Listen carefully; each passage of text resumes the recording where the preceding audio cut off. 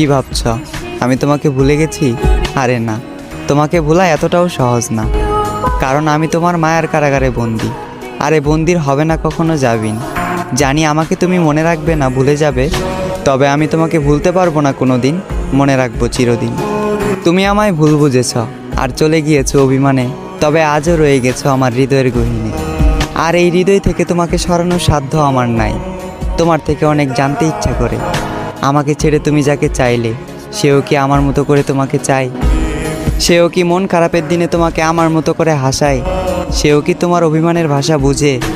সেও কি সারাদিনে একটু কথা বলার জন্য বাহানা খুঁজে? হয়তো হ্যাঁ, কারণ সে তো তোমার মনের মতন।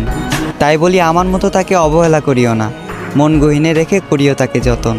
তুমি আমার কাছে ঠিক চাঁদের মতন, তাই দূর থেকে তোমাকে দেখি অন্য কেউ তোমাকে স্পর্শ করবে, এই কথা ভাবলে অশ্রু জলে ভেসে যায় আমার আঁখি।